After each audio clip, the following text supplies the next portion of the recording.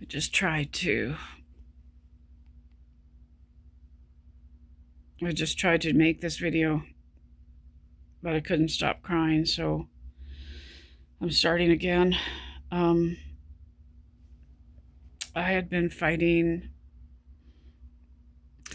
I want to talk about the trauma that has all happened here and why there is no medical advocacy to help us when we're in medical crisis and doctors are either misdiagnosing us or not believing us. So I've experienced a lot of medical trauma here, and the question remains, why is there no advocacy? Why is there no medically educated advocates to fight for us when we're in medical crisis?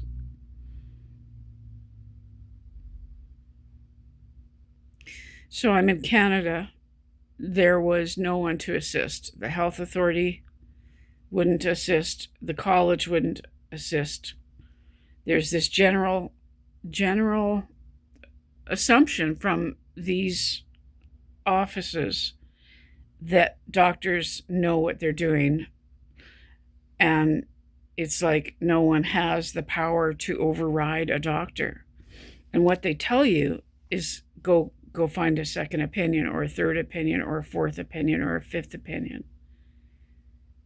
But the reality is these doctors all know each other in the specialties. You know, they all know each other. If one doctor has rejected you and turned you away or isn't believing you, they influence all the other doctors. Often that's the case. And so I had been fighting.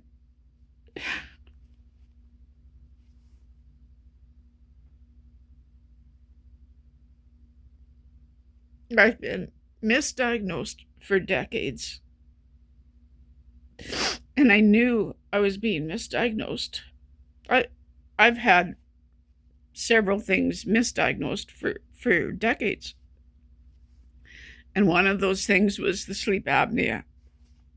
And it had gotten to the point I had been fighting for years and years to get diagnosed with sleep apnea. I'd been fighting for decades, but I didn't know what sleep apnea was. And then I became aware of what it was about, 7 years ago. And then it escalated into crisis level, severe sleep apnea, and nobody believed me. And there's no one to fight for you. And literally, I was fighting for my life.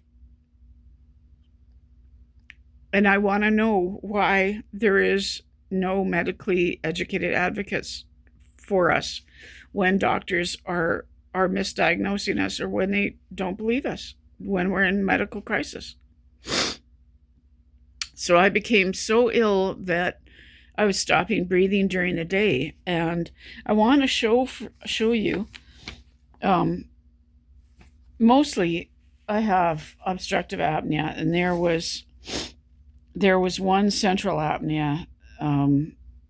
Wait a minute, no, that's not right.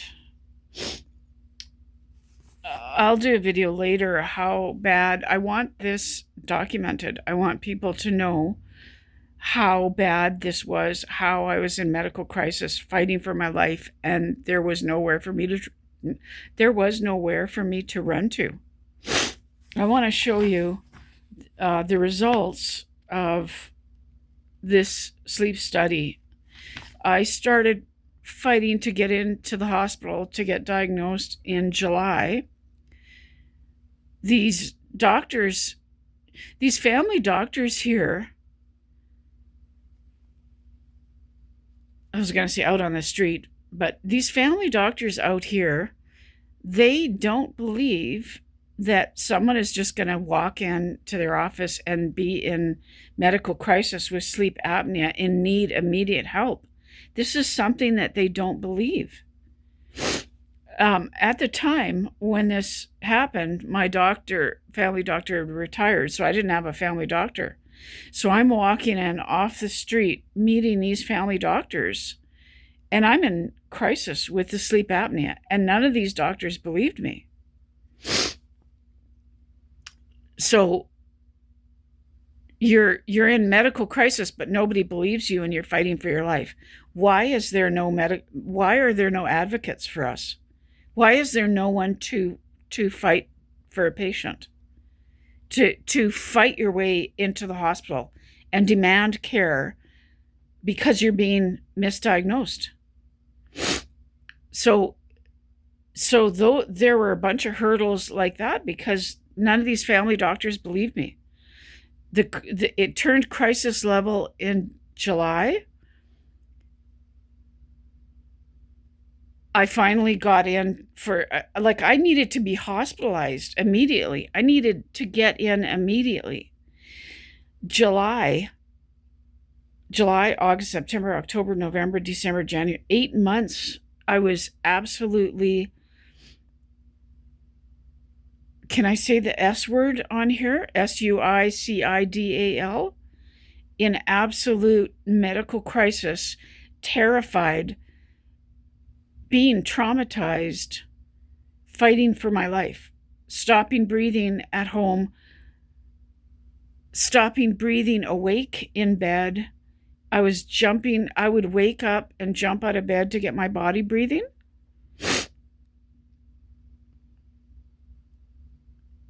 I'll do a video later today. I want to show you how bad the results really were, because they're trying to just brush this off. But the point is, I was literally tortured. I was screaming and fighting for my life. I made countless phone calls for help, for advocacy. I called everywhere, and there was no one to fight for my life.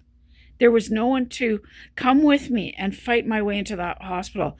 There was no one to override the misdiagnosing that was happening here while I was being tortured. And I mean literally tortured. We're at 7 years later here, and I'm still really suffering.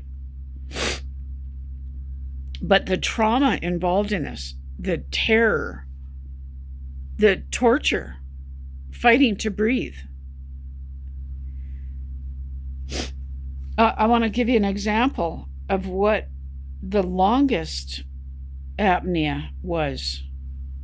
I'm going to time that for you now and show you how long I was stopping breathing at times, starting right now.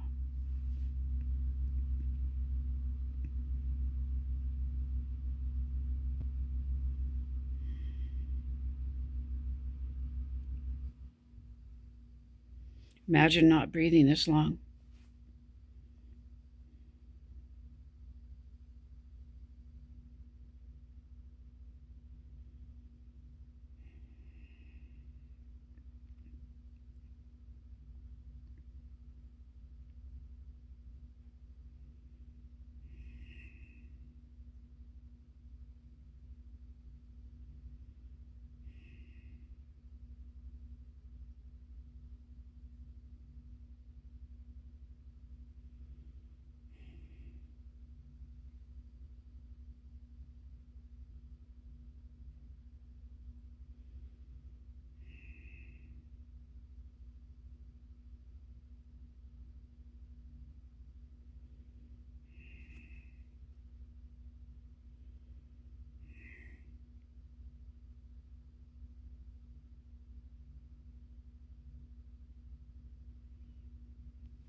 Imagine not breathing that long. 1 minute and 13 seconds not breathing, asleep. Here's the average time I was stopping breathing. I was stopping breathing almost 55 times an hour. Here's the average time that I was stopping breathing, starting right now.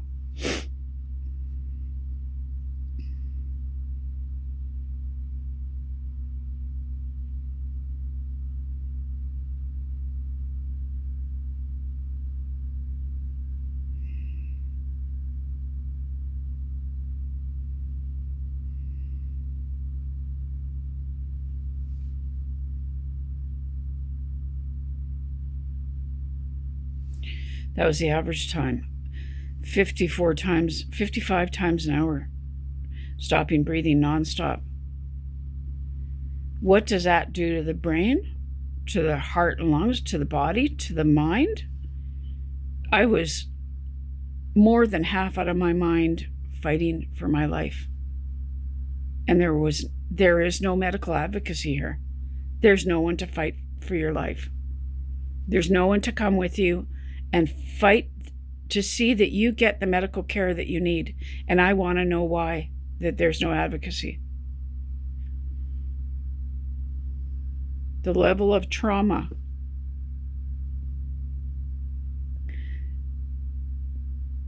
I was literally tortured. Then I was refused care for 2 years. I believe I was sent home to die from that sleep study. I'll do a video later going through the results of the sleep study. But I believe I was sent home to die. And I want to know why that we do not have any. He tried to say that I needed a psychiatrist. I was fighting for my life. My oxygen was going down to 73. I want to see. It's just incomprehensible to me that there's no advocacy for patients here. And I want to see this come into fruition, that we're able to. It's 2025, and we can't provide patients in medical crisis an advocate. We can't. There's no overseeing body that can override when a doctor's misdiagnosing you. I want to see some medical advocacy happening here in Canada.